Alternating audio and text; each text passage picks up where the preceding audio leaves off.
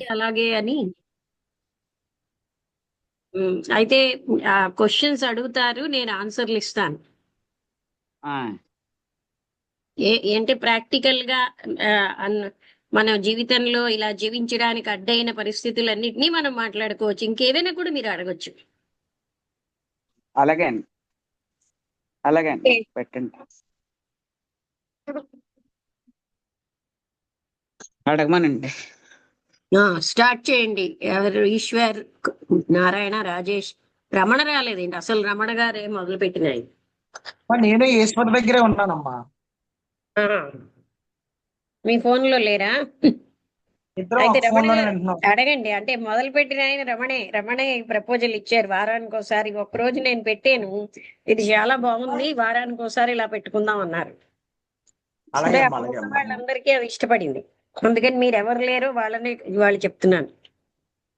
Okay అమ్మా. Questions మీరు అంటే నన్ను అడిగితే మొదటి నుంచి మీరు పెట్టుకుంటే బాగుంటుంది. ఎందుకంటే ఆ ఒక రోజు ఇలా పెట్టుకుంటున్నాం గనక అందరూ కూడా నోట్ చేసుకుంటూ ఉంటే చక్కగా అందరికీ ఉపయోగపడతాయి. అలాగే ఆలోచించి అమ్మా. ఏదో హెఫజార్డ్ గా అడగడం కాకుండా సాధనకు కావలసినవి మనకి అంటే అంతేకాదు, లైఫ్ లో ప్రతినిత్యం మనం ఫేస్ చేస్తూనే ఉన్నాం. అవునమ్మా. ఏమైనా అడగండి, పర్వాలే.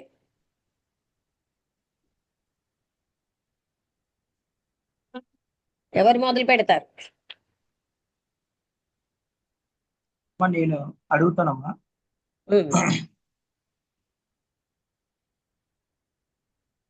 ఇప్పుడు ఇప్పుడు మన అంటే డైలీ లైఫ్ లో ఉండేది ఏదైతే ఉందో అలాగా ఉంటూ ఆధ్యాత్మికకి ఆ కొంచెం ఇప్పుడు అంటే గట్టిగా.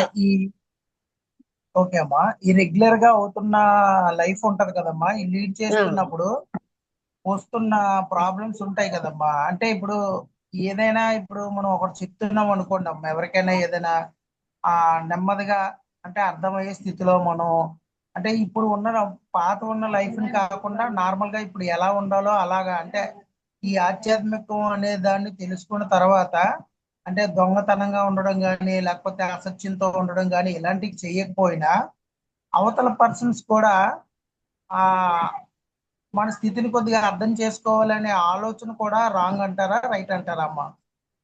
నాకు అర్థం అంటే ఒకటి ఏంటంటే దొంగతనం అవన్నీ లేకపోయినా. అంటే స్ట్రైట్ గా ఉంటున్నాం అమ్మా మనం. ఈ ఈ ఈ యొక్క స్థితిని కొద్దిగా అర్థం చేసుకున్నాక అందరితో స్ట్రైట్ గా ఉంటున్నాం అనుకోండి, అవతల స్ట్రైట్ అంటే పర్సన్స్ మీ అంటే ఉద్దేశం సత్యంగా?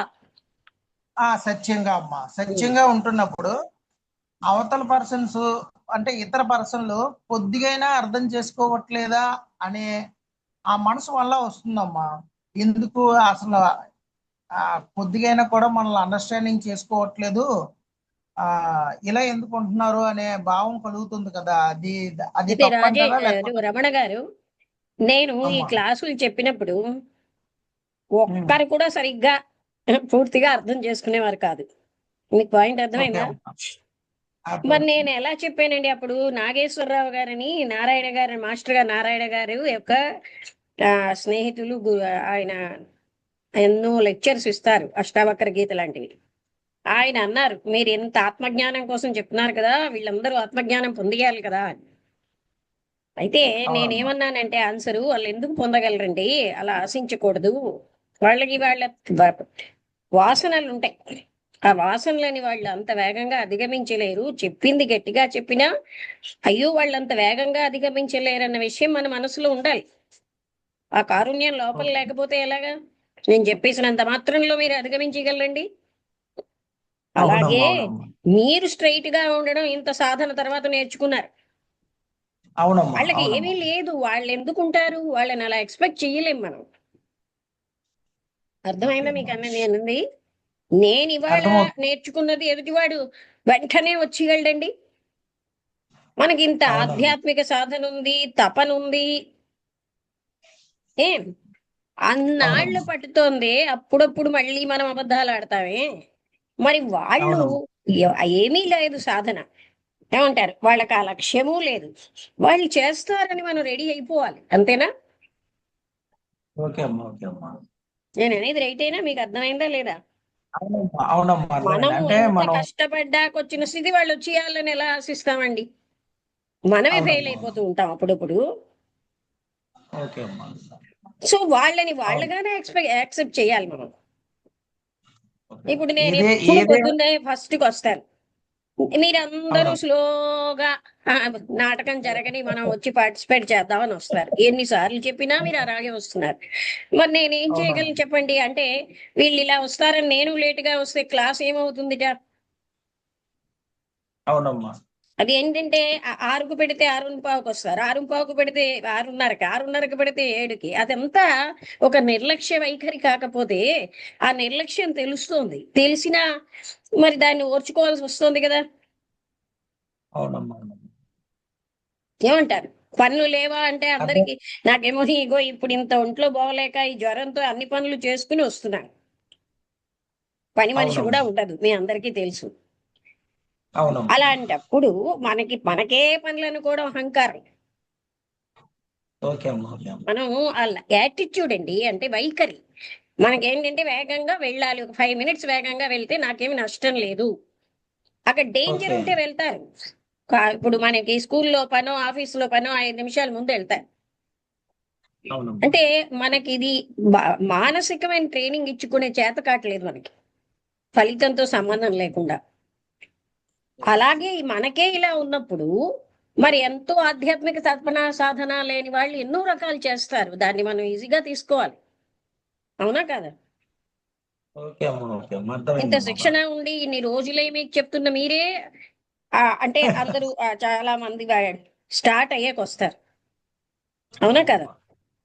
అవునమ్మా, అవునమ్మా, అవునమ్మా. అది నేను గాని గట్టిగా చెప్తాను గాని అలా తీసుకున్నానంటే క్లాసులో ఏమో కదండి.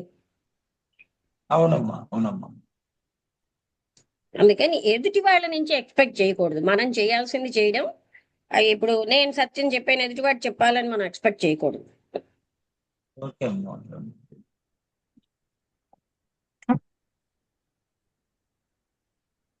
మనం వరకు మనం పర్ఫెక్ట్ గా ఉండాలి, అది మన చేతుల్లో ఉంది.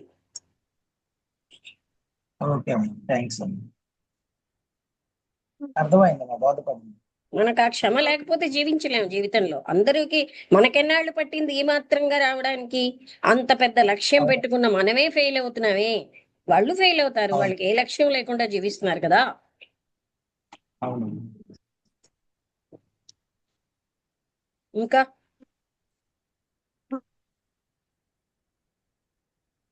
మేడం నమస్తే మేడం. నమస్తే, చెప్పండి. మానవ జన్మ తీసుకొని మనం భూమి మీదకి వచ్చాం కదా madam. Um.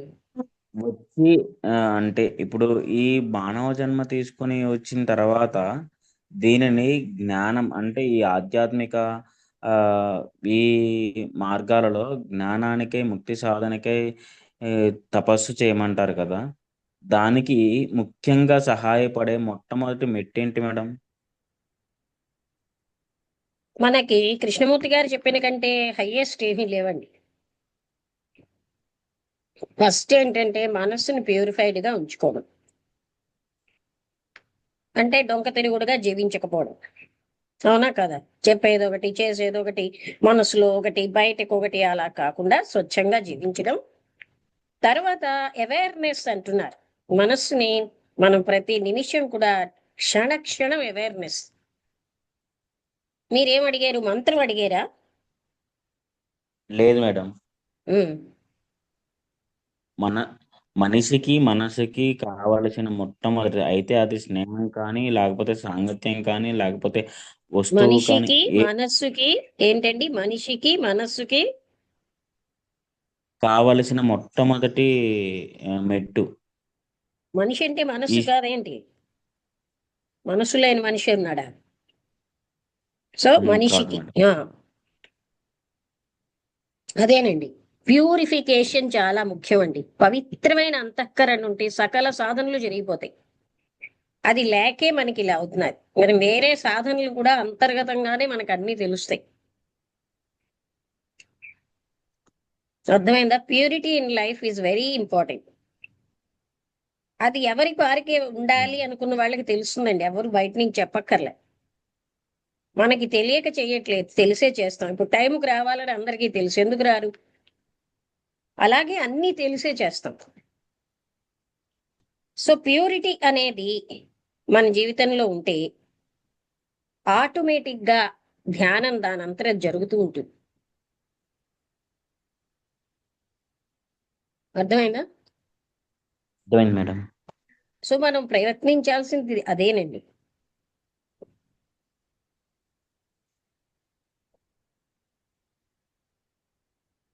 Thank you madam, అర్థమైంది.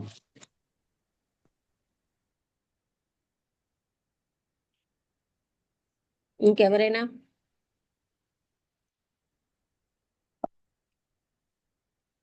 ప్యూరిటీకి అంతు లేదండి. ఆ పర్ఫెక్షన్ ఇన్ ప్యూరిటీకి అంతు లేదు. మనం అలాగ చూస్తున్న కొద్దీ మనకు అది అర్థం అవుతూ ఉంటుంది అనమాట. ఇంకా మనం ఎక్కడెక్కడ ఇంప్యూర్ గా ఉంటున్నాం మనకే తెలిసిపోతుంది.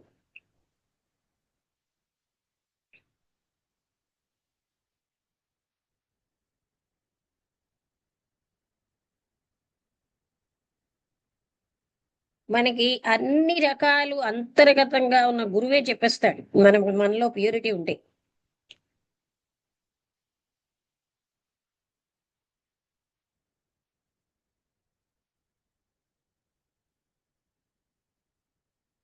ఇంకెవరైనా? నారాయణ గారు, ఈశ్వర్ గారు అడగండి.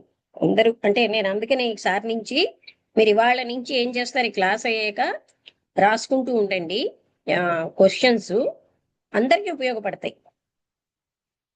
ఎందుకంటే మనకి వస్తాయి, మర్చిపోతూ ఉంటాం. అందరికీ ఆ మర్చిపోవడం సహజమే. అలాగే అమ్మా, కొంచెం బద్ధకం రాసుకుంటాం. వదిలి రాసుకోవాలి. చెప్పండి. అలాగే.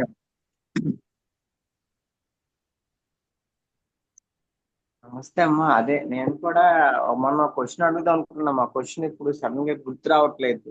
ఇప్పుడు ఏమర్థమైందంటే ఈ వారం రోజుల్లో మనకి ఏమైనా డౌట్స్ ఉంటే అవన్నీ ఒక దాని మీద రాసుకొని ఈ క్లాస్ లో అడిగితే బాగుంటుంది అనిపించింది అమ్మా. ఇప్పుడు కూడా నెక్స్ట్ మీకు నాలో అంటే ఇవాళ ఎలాగా మనకి సెషన్ మొదలెట్టాం కనుక ఇప్పుడు మీకు వచ్చినవి అడగండి.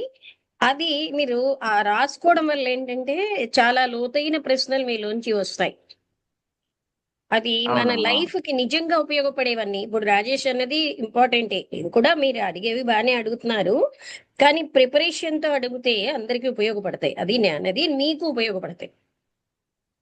మనం ఈ ఏంటమ్మా నేను సెక్షన్ ఇప్పుడు దానికే పెట్టుకున్నాం కదా. అయితే నేను ఇప్పుడు అబ్జర్వ్ చేసింది ఏంటంటే అమ్మా కొన్ని కొన్ని విషయాలు నేను అంటే వర్క్ లో వెళ్ళేటప్పుడు నాయుడు గారితోని కొన్ని కొన్ని విషయాల్లో ఆయన కసురుతుంటారమ్మా. కసిరేటప్పుడు నేను అతను నన్ను కసురుతున్నారు కదా అని ఆలోచిస్తాను. కోపంతో ఉన్నానా ఏంటి, ఆయన ఎందుకు చెప్తున్నారంటే నేను రాంగ్ చేస్తానని చెప్తున్నారు కదా అని చెప్పేసి అప్పుడు మళ్ళీ ఆ కోపపడ్డం మానేసి ఆ రాంగ్ ని సరిదిద్దుకొని ట్రై చేస్తుంటాను అమ్మా. ఒకసారి సరి చేసుకోలేకపోతున్నాను. అది అది మనసులో అలా ఉండిపోతుంది. నన్ను ఇలా అంటున్నారు అనే బాధ అలా ఉండిపోతున్నాను. అంటే మనకి వాసన బలాలు బాగా ప్రబలంగా ఉన్నవి. అవి అహంకారం మరి పెట్టుకోకూడదు. ఆ వాసనల నుంచి అధిగమించాలి. తర్వాత మన శ్రేయస్సు కోరే చెప్తున్నారు. మరొకటి ఏంటంటే అవును. నేను అధిగమించలేదు గాని అహంకారం దేనికి అని ఆలోచించుకోవాలి కదా. అవునమ్మా. అధిగమించినప్పుడు అవి ఇతరులకు కూడా ఇబ్బంది కలిగిస్తాయి. అవును. ఇప్పుడు నాతో ఉన్న వ్యక్తి ప్యూరిఫైడ్ గా ఉండాలని నేను కోరుకుంటాను. ఆ వ్యక్తి వెళ్ళి అమ్మాయిలను చూడడం లేదా ఇంకేదో తప్పుగా ఆలోచిస్తూ కూర్చుంటే నేను వాళ్ళని సరిచేస్తూ ఉంటాను కదా. అవును. అందుకని జాగ్రత్తగా మనం ప్రతి పాయింట్ లోని ఎరుకతో ఉండడమే. అవును. అందుకే నేను మీకు ఇంకోటి కూడా పర్సనల్ గా చెప్పాను. అదేమిటి అంటే అవునమ్మా. బలం ఎక్కువగా అయిపోయింది అనుకోండి, వాసనా బలం, మీరు భగవత్ స్మరణ చేయిస్తూ ఉండాలి ఎక్కువ. ఆ అవును. భగవత్ స్మరణ చేయడం వల్ల నిరంతరం చేస్తూ ఉంటే మైండ్ అటు వెళ్ళదు. అదొక టెక్నిక్ అన్నమాట. అవును. అది హృదయంతో కరెక్ట్ అమ్మా. చేస్తే ఆయన సహాయం వస్తుంది, కానీ ముందు మీకు ఉండాలి పోగొట్టుకోవాలని. అవును. అది లేకపోతే ఏ స్మరణ పనికిరాదు. అదే ఇంతకు ముందు నాకు బాగా బద్ధకం ఎక్కువగా ఉండిద్ది. లేచేవాడిని కాదు, లేచినా లేద్దాంలే అనుకునేవాడిని. కానీ ఇప్పుడు అలా కాదమ్మా. సర్టెన్ టైం అంటే ఆ టైంకి లేవగలుగుతున్నాను అనమాట ప్రజెంట్ అయితే. అవును, అది పని కొద్ది కొద్దిగా లేకపోయినా ఉన్నా అలా సెల్ఫ్ గా మనం కొన్ని పెట్టుకోవడం మంచిది, లేకపోతే శరీరానికి బద్ధకం వస్తూనే ఉంటుంది. అవును ఏదో అవునమ్మా. ఒకటి ఆశించి కాదు. నెక్స్ట్ ఉదయం 4 నుంచి 4:30 క్లాసులు అవుతున్నాయమ్మా. అది వాళ్ళు చెప్పింది నాకు అర్థం అవుతుంది, చదవగలుగుతున్నాను. కానీ ఆ ఆ లోపల ఎలా ఉంటుందంటే, అబ్బా ఇది వచ్చేసిందే కదా, ఎందుకు మళ్ళీ చదవాలి అన్న లోపల ఆ భావన వచ్చేస్తుందమ్మా మళ్ళీ. రానప్పుడు చదవాలి కదండి. ఇప్పుడు నేను రిటైర్ అయిపోయాక భగవద్గీతను బైహార్ట్ చేశాను. వాళ్ళతో పాటు వాళ్ళు చదవమన్నప్పుడు చదవాలా వద్దా? లేకపోతే మనకు అంత మంచి ప్రొనౌన్సియేషన్ రాదు కదా. అవును, అదే ఆ లోపల అర్థం అవుతుంది ఏంటంటే, నీకు వచ్చేసింది కదా ఎందుకు ఇలా చదవాలి అన్న ఇది వచ్చేస్తుందమ్మా. మరి మీరు ఒకసారి ఎందుకు చదవడం జాయిన్ వచ్చింది అయ్యారు? కదా మళ్ళీ. మీకు అక్కర్లేకపోతే, మీకు కావాలని జాయిన్ అయినప్పుడు అన్నీ చెయ్యాలి. మేము చిన్న పిల్లల్లాగే, ఇప్పుడు నేను సంస్కృతం క్లాసులో జాయిన్ అయ్యాను. మళ్ళీ చిన్న పిల్లల్లాగే భయపడుతూ ఉంటాం, కరెక్ట్ గా చెప్పాలి కదా అని. అది ఉండాలండి, భయము భక్తి టీచర్ పట్ల ఉండాలి. ఆ టీచర్ మాకంటే ఏజ్ లో చిన్నవాళ్ళైతేనేంటి, అవన్నీ మరి ఆ కేర్లెస్నెస్ వస్తే విద్య రాదు. ఓకే ఏ మాత్రం కేర్లెస్ గా ఉన్నా అంతే. ఓకే అమ్మా, ఓకే. నేను ఎందుకు చదవాలి, నేను ఎందుకంటే మరి అందులో జాయిన్ అవ్వడం ఎందుకు? జాయిన్ అయినప్పుడు అన్ని త్రికరణ శుద్ధిగా చేయాలి. అవును నేను గొప్పవాళ్ళం అనే అహం ఉంటే మరి ఎక్కడా చదువు రాదండి.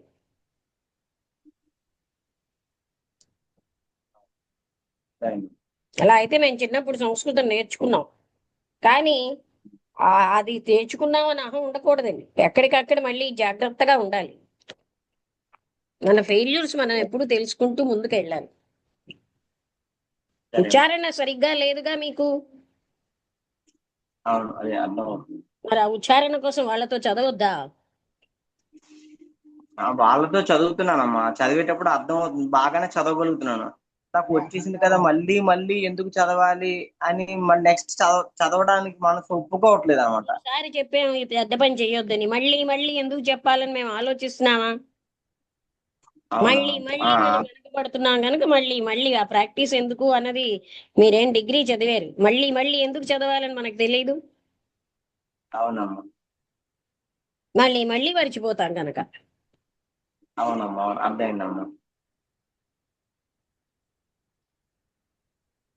ఓకే అమ్మా.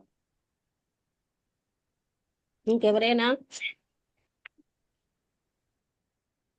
బద్ధకానికి కావలసినటువంటివన్నీ మన మైండ్ మనకి చెప్తుందండి. నువ్వెందుకు చదవడం, ఇంత గొప్పవాడివి కదా, అలాగ. అవునమ్మా. మనం చేయకూడని పనులు మేడం గారు, అంటే నేను చేయకూడని పనులు నేను ఇది కొంచెం చేయకూడదు గట్టిగా రెండోసారి మాట్లాడండి. ఇప్పుడు మేడం కొంచెం గట్టిగా మాట్లాడండి. మనం చేయకూడని పనులు ఇంతకుముందు మీరు మీ దగ్గరికి వచ్చినప్పుడు మీరు నాకు ఒకటి నేర్పించారు. మీకు ఇది ఈ అలవాటు పోవాలంటే ఈ అలవాటు పోవాలి, ఈ అలవాటు మళ్ళీ చేయకూడదని 1కి 10 సార్లు నోట్స్లో రాయండి. అది మీకు మనస్సులో బాగా దృఢంగా ఉండిపోతుంది. మీరు నెక్స్ట్ టైం నుంచి అది మీరు చెయ్యరు అని.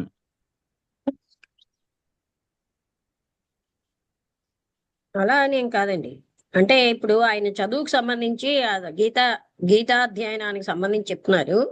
మీకు చెయ్యకూడని పని ఏమిటో మీకు లోపల నుంచి తెలుస్తాయి కదండి. Yes ma'am. నేనేమో గొప్పవాడిని అనిపించుకోవాలి గనక నా చదువు పక్కన పెట్టి మరీ నేను సేవలు చేస్తాను అంటే, అలాంటివి ఆ ఫాల్స్ ఇగోని పెంచుకోవడం వల్ల అది ఎక్కడున్న ఉద్యోగంలో అందరికీ ఉంటుంది. నన్ను మంచి అనుకోవాలి, నన్ను మంచి అనుకోవాలి, అందరూ పక్కన ఉన్న బిచ్చగాడి దగ్గర నుంచి అందరూ నన్ను మంచి అనుకోవాలి. ఇదో పెద్ద బలహీనత. ఈ బలహీనతని జయిస్తేనే మనం రైట్ వర్క్ రైట్ టైంలో చేస్తాం. మనం మంచి పనులు చేసుకుంటూ వెళ్ళాలి, కానీ మంచి అనుకోవాలని ఆ బానిసత్వం, ఆ ఎదుటివాడికి మంచి అనుకోవాలని వాళ్ళకి అన్ని రకాలుగా ఆ వేలో ఆలోచించడం వల్ల మనం రైట్ ధర్మంగా ఉండలేం. వాడెప్పుడు మంచి అనుకోవాలి, వీళ్ళెప్పుడు మంచి అనుకోవాలి, ఇదే మన గోల. మన ఇమేజ్ పెంచుకోవడమే మన గోల. కానీ రైట్ వర్క్ రైట్ టైంలో చేయడం అనేది మన గోల కాదు. అర్థమైందా? అర్థమైంది మేడం. ఈ ఇంప్రెషన్ కోసం ప్రయత్నించడం అన్నది పక్కన పెడితేనే మనం రైట్ గా ఉండగలం. మీరు రైట్ గా ఉన్నప్పుడు ఇప్పుడు నేను మీకు అందరికీ కఠినంగానే చెప్తాను. నా ఇంప్రెషన్ కోసం ఆలోచిస్తే నేను మీతో మాట్లాడేలేను. వీళ్ళందరూ నన్ను మంచిగా అనుకోవాలని ఆలోచించాను అనుకోండి ఆ స్వార్థం, అప్పుడు నేను ఒక కఠినమైన మాట కూడా మీకు చెప్పలేను మిమ్మల్ని. అవునా? Yes madam.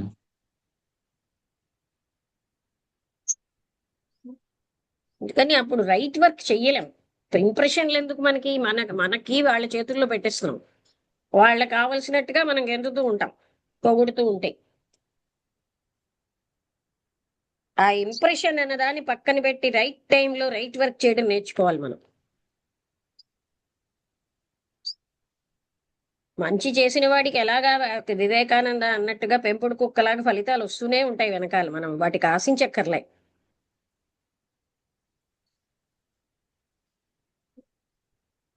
నారాయణ గారు ఏం అడగట్లేదు, బండి మీద ఉన్నారా?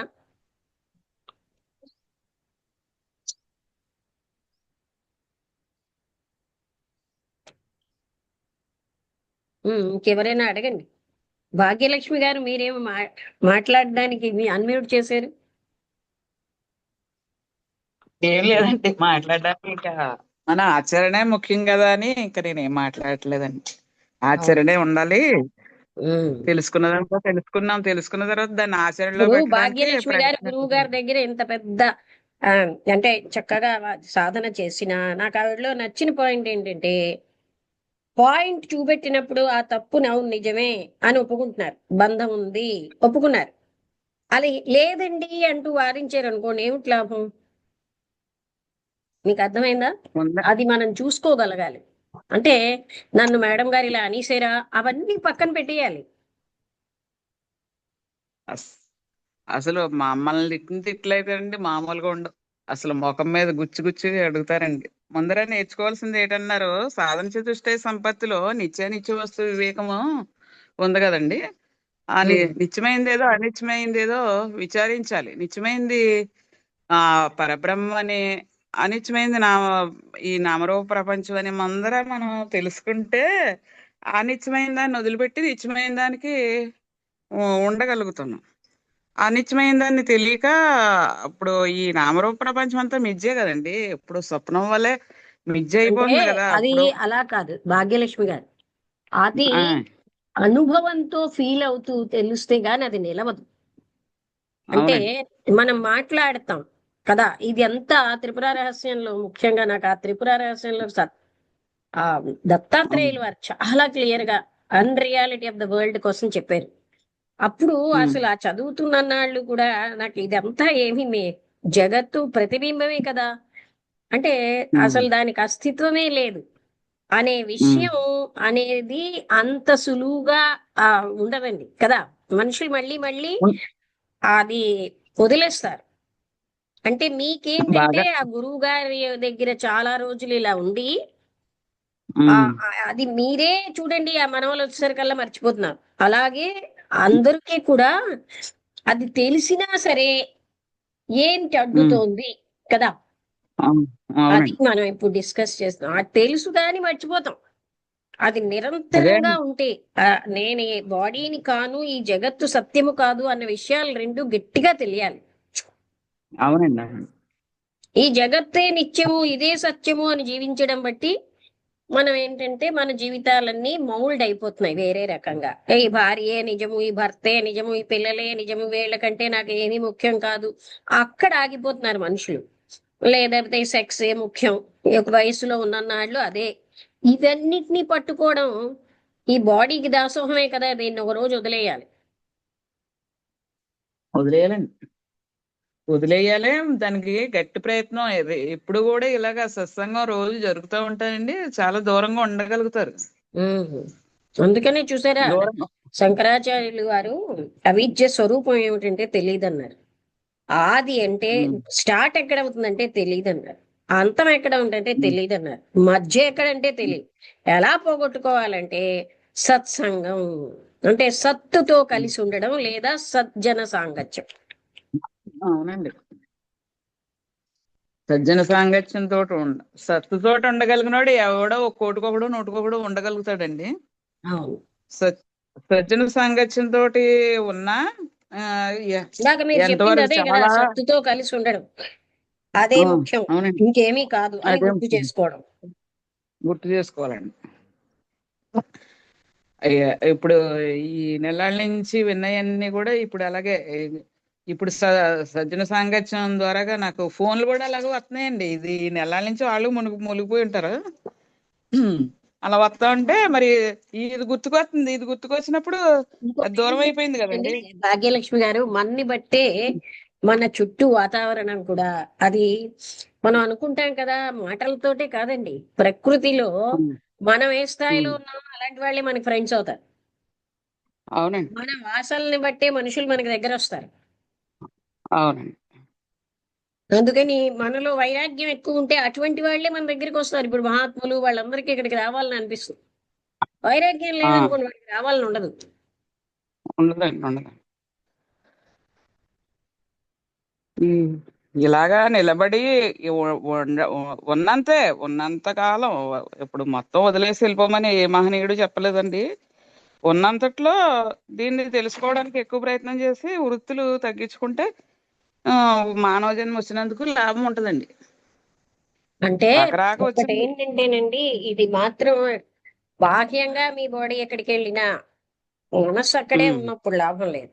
బాడీ ఎక్కడికి వెళ్ళడం ఆ, ముఖ్యం కాదు. ఉమ్, బాడీ అదే నీకు పూర్తిగా కుటుంబంలోనే ఉన్న వీళ్ళెవరు నా వాళ్ళు కాదన్న భావంతో ఉండగలిగితే అది చాలా గొప్పది. చాలా గొప్పదండి. మరి దానికే కృషి చేయాలండి. ఎప్పుడు కూడా ఈ సాంగత్యం ద్వారాగానే అహర్నిశలు క్షణ క్షణము. క్షణక్షణం చేస్తూ ఉంటే దీని దోషం తెలుస్తూ ఉంటది. దాని యొక్క ఉపయోగం మనకి తెలుస్తూ ఉంటదండి. లేకపోతే దోషం తెలియకపోతే ఇక ఎప్పటికీ గమ్యం చేరండి. ఏదో పై పైన ఉండటమే తప్ప ఉమ్. దోష దృష్టి తెలవాలండి. ఇది ఇంకా అంతకంటే ఉందండి. చెప్పండి, ఎవరితోటని చెప్పించండి. అంటే ఒకటి మీకు మీకున్న ఆ దీన్ని బట్టి అలాగా అంటే వీళ్ళు ఏంటంటే ఉద్యోగాలు నెమ్మదిగా అన్నిట్లో ఉంటున్నారు. మళ్ళీ మళ్ళీ వాటి గట్టిగా లోపల లేకపోవడం వల్ల పడిపోతూ ఉంటారు. అందుకని ఎవరి అవునండి. స్టైల్ని బట్టి వాళ్ళ డౌట్స్ ఉంటాయి. అవునండి. అవునండి. మాకు నేను 27 సంవత్సరాల్లో స్టార్ట్ చేశానండి. అప్పటి నుంచి కూడా వృత్తుల్ని అసలు ఉండకూడదు అని నిక్కచ్చిగా తీయించేశారు మా గురువుగారు. అందువల్ల చాలా మట్టుకి గురువుగారు డీల్ నేనైతే చేసినా పట్టుకోగలగడం మనలో కూడా ఉండాలి. ఆ, ఏమంటారు? ఇప్పుడు అవునండి. సాక్షాత్తు విష్ణుమూర్తి వచ్చి చెప్పినా మనకి వైరాగ్యం లేకపోతే ఏది అంటదు. ఏదే అంటదండి. మనకి ఆ ఆ, వైరాగ్యం ఆ, ఉండాలి కదా. ఉండబట్టే ఎవరు ఆ 27 అడుగుతున్నారు? సంవత్సరాల్లో పట్టుకోగలరు. చెప్పండి. ఎవరు మాట్లాడుతున్నట్టున్నారు? ఎవరో చెప్పండి. ఫస్ట్ అర్హతే వైరాగ్యం అండి. ఎందుకంటే ఈ ఈ జగత్తు సత్యము కాదు అన్న విషయం బాగా తెలియాలి. ఆ, అలా తెలిసినప్పుడే బాగా అనుభూతి వస్తుందండి. లేకపోతే తెలియకపోతే ఏమో ఇది కాకపోతే వేరేదేమో, వేరేది కాకపోతే వేరేదేమో అని ఈ ఏదో పొంది లేదు, అజ్ఞానంలోనే ఏదో పట్టుకుంటాం. అనుభవించి లేదు, ఏదో ఇలాంటి ఆ, మిథ్యా విషయాలన్నీ ఎక్కువైపోతాయి. ఇప్పుడు ఒక ఎక్కువైపోతాయండి. 16 నుంచి 25 ఏళ్ల వాళ్ళకి అయ్యో మనం ఏదో అనుభవించి లేదు, ఇంకా ప్రపంచంలో అంత ఎందుకు 40 ఏళ్ళు వచ్చినా అలాగే ఉంటారు. ఏదో అనుభవం ఏమిటి, ఎన్ని అనుభవిస్తే మాత్రం. ఏం అనుభవించినా నిద్ర అనుభవాన్ని మించి ఇంకేది లేదండి. దాని కృష్ణమూర్తి గారు ఆనందం ఏమన్నారు తెలిసిన, మనకి వాటన్నిటిని సెన్సేషన్స్ అన్నారు. మనం ఒక ఆ, ఇంద్రియ సుఖం నుంచి మరో దానికి ఇలా పారిపోతూ సెన్సేషన్స్ కోసమే ఎక్కడికైనా వెళ్ళామనుకోండి, అక్కడ ఆహా ఎంత అందంగా ఉంది, అదో సెన్సేషన్. ఈ సెన్సేషన్స్ ఆ, వెనకాలే మనం జీవిస్తాం. ఉమ్. ఎక్కడికి వెళ్ళినా ఆ పంచిపోతాలని గుర్తించితే అసలు ఏమి ఎట్ల మీదకి వెళ్ళదండి మరి. అదే. ఎక్కడికి వెళ్ళినా ఆ పంచిపోతాలే ఉన్నాయి కదండి. ఆటలతో తయారైనవి కదా ఈ ఉమ్. వస్తువులన్నీ కూడా పాడైపోయాయి ఏ కదా. వస్తువైనా ఏదైనా సరే 5 పంచభూతాలు అంటే ఏంటి? పృథివీ, ఆ, తర్వాత భూమి జలము జలము, భూమి జలము ఆకాశము, అగ్ని ఆ, వాయువు, అగ్ని అగ్ని, ఈ అగ్ని ఐదింటితోటే అన్ని. ఈ ఓకే, ఐదింటితోటే మీరు ఈ అడగండి శరీరంలో క్వశ్చన్స్. మీకు అవకాశం ఇవాళే. అడిగాను. అమ్మా, ఆ, ఒక డౌట్ అమ్మా. అంటే సబ్ కాన్షియస్ అయినా మనకన్నా లేకపోతే మైండ్ అన్నా ఒకటేనా కాదా అని ఇది ఏంటండి లావణ్య క్వశ్చన్ అమ్మా. మనసన్నా సబ్ కాన్షియస్ మైండ్ అన్నా సబ్ కాన్షియస్. సబ్ కాన్షియస్ అంటే మనకి తెలియకుండా ఉన్న మనస్సు. కాన్షియస్ ఓకే అమ్మా. సబ్ కాన్షియస్ అని మనసులో రెండు భాగాలు. మన ఓకే మనకి అమ్మా. తెలుసున్న మనసు లావణ్యం వింటోంది కదా. మనకి వింటున్నా. లోపల లోపల మనం ఎన్నో చూస్తూ ఉంటాము, కొన్ని కొన్ని సబ్ కాన్షియస్ లో ఉండిపోతాయి. సబ్ కాన్షియస్ ని మనం గ్రహించం. ఆ సబ్ కాన్షియస్ కూడా మనస్సే. అందుకే లోతుగా చూసుకోవడం అలవాటు అయితే సబ్ కాన్షియస్ మైండ్ లో ఏముందో తెలుస్తుంది. కొంతమందికి పుట్టుకతో అనుమానించడం ఉంటుంది. ఎందుకు? వాళ్ళన్నీ దాపరికంగా ఉంటారు, అందరినీ అనుమానిస్తారు. అది సబ్ కాన్షియస్ మైండ్ లో ఉన్న ఇంప్యూరిటీ. ఓకే అమ్మా. అర్థమైందా? ఇలాంటివి కొన్ని ఉంటాయి మన సబ్ కాన్షియస్ లో. దాన్ని అంటే మనం ముందుగా ఎరుకతో మనం చూడాలి. ప్రిపేర్ చేసుకున్నాం కదమ్మా. ఏంటండి? ఆ? ముందుగా ప్రిపేర్ అయ్యి ఉన్నదా అందులో? ముందుగా ముందుగా అందులో ప్రిపేర్ అయ్యి ఉన్నదా అని అడుగుతున్నానమ్మా. అందులో ఉంటాయి, మనం గమనించం. మనం గమనించకుండా మనలో లోతైన మనస్సు సబ్ కాన్షియస్, ఆ దానికే పవర్ ఎక్కువ. ఫర్ ఎగ్జాంపుల్, మీకు ఓకే. అనుమానం ఉందనుకోండి, మా ఇంటికి ఆ, వచ్చారనుకోండి, నేనేం చేసినా అనుమానంతో చూస్తారు. ఓకే. ఓకే. నేను ఎంత క్లియర్ గా మాట్లాడినా ఏదో సమ్ అదర్ మీనింగ్స్ ఉన్నాయని చూస్తారు. ఓకే. అవన్నీ మన సబ్ కాన్షియస్ లో చాలా ఉంటాయి. అందుకనే మనం ఏం చేయాలి? మన లోపల డీప్ గా చూసుకోవడం అలవాటు అవ్వాలి. పై పైని చూడడమే కాకుండా లోపల లోపల ఉన్న మనసుని కూడా చూడాలి. సబ్ కాన్షియస్ అంటే మనకి ఎరుక లేకుండా ఉన్నది అని అర్థం.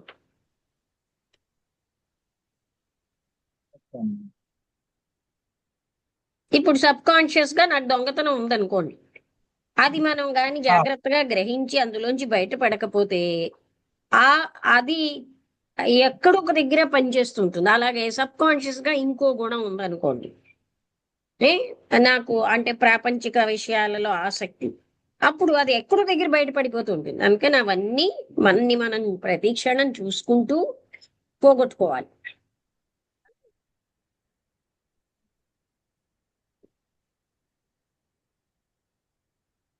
ఓకే అమ్మా. అమ్మా అంటే మనసు అన్న మైండ్ అన్న ఒకటేనా అమ్మా? అంతే, ఇంగ్లీష్ లో మైండ్ అంటాం. ఇంగ్లీష్ లో మైండ్, మామూలు తెలుగులో మనసు మనస్సు కదమ్మా. అంటే ఆలోచనలే, థాట్స్ అన్నింటినీ కలిస్తేనే మనస్సు అంటాం. ఓకే అమ్మా. ఓకే అమ్మా. ఇంకా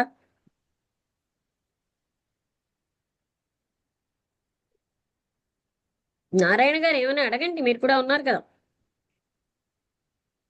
మేడం గారు ఇప్పుడు ఏంటంటే నాకు డౌట్. నాకు ఒక లక్షణం ఉంది. ఆ లక్షణం బయటపడితే ఇతరులు ఏమనుకుంటారేటో అని ఒక సందేహం వస్తుంటది.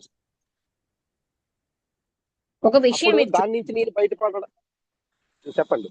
ఆ లక్షణం మంచి లక్షణం అయితే ఇతరులు ఏమనుకుంటారని ఉండదు, అవునా కాదా? ఓ, అవునవును, అది కరెక్టే. అయితే ఆ లక్షణాన్ని మనం అవగాహన చేసుకోవాలి. అది ఏంటి అని దాన్ని మనం అవగాహన చేసుకోవాలి. ఫర్ ఎగ్జాంపుల్, ఒంటరితనం ఉంది, ఉదాహరణగా చెప్తున్నాను. ఉమ్, దాన్ని నేను ఉమ్, మనస్సుని నిశ్చలం చేసి అవేర్నెస్ తో చూడగలిగితే ఆ ఒంటరితనమే లేదు. అలాగే ప్రతి లక్షణాన్ని మనస్సుతో కాకుండా చూడడానికి అలవాటు అవ్వాలి. అప్పుడు ఆ లక్షణం డిజాల్వ్ అవుతుంది. దాన్నే కృష్ణమూర్తి గారు వాట్ ఈజ్ అన్నది ఫేస్ చేయమన్నారు. పారిపోతాం, పారిపోవడం రైట్ కాదు. ఇతరులు ఏమనుకుంటారన్న ఆలోచన పక్కన పెట్టేస్తేనే మనం ఆ లక్షణాన్ని ఫేస్ చేసి అందులోంచి బయటపడగలం. ఖండించొద్దు, ఓకే, జస్టిఫై చేయకుండా చూడాలి. అర్థమైందా? చిచి అర్థమైందండి. ఇలాంటి లక్షణమా అని ఖండించకండి, ఏముంటే ఏమిటి అని జస్టిఫై చేసుకోకండి, చూడండి. అవగాహన చేసుకోవడం వల్లే అది పోతుంది. అర్థమైందా? అర్థమైంది. దాన్ని అర్థమైందమ్మా. చూడగలగాలి. ఇంకొకరి తోటి ఎక్కువ పెట్టుకుంటే మనకేంటవుతుంది అంటే అది జాగ్రత్తగా అలాగా మనం ఎస్కేప్ అయిపోతాం దాని నుంచి. అది లోపల లోపల బలపడుతూ ఉంటుంది. బయటికి మాత్రం ఒక ముసుగులాగా మనం ఎస్కేప్ అని ఒక ముసుగును మాత్రం వేస్తుంటాం దానికి. ఎస్కేప్ అవ్వడం బదులు దాన్ని మీరు ఇదంతా ధ్యాన ప్రక్రియలో భాగాలు, అది చూడగలగాలి ఆ లక్షణాన్ని. మేడం ఖండించకూడదు, కంపేర్ చేయకూడదా మేడం ఇలాంటి పరిస్థితుల్లో? కంపేరే కాదు, జస్టిఫై చేయకూడదు. ఎస్ ఇది ఉంటే ఉన్నదిలే, దాంతో ఏంటయింది అలాగ కూడా చూడకూడదు. ఇది ఎందుకున్నదంటే ఫలానా ఇలాగా అలా జస్టిఫై చేసుకోకుండా దాన్ని చూడగలగడం, అవగాహన చేసుకోవడం వల్లే బయటకు వెళ్ళిపోతుంది ఏ లక్షణమైనా. మనస్సుతో కాదు, మనస్సుని నిశ్చలం చేసి అవేర్నెస్ తో, ఎరుకతో చూడాలి. అర్థమైందా నారాయణ గారు? అర్థమైందమ్మా.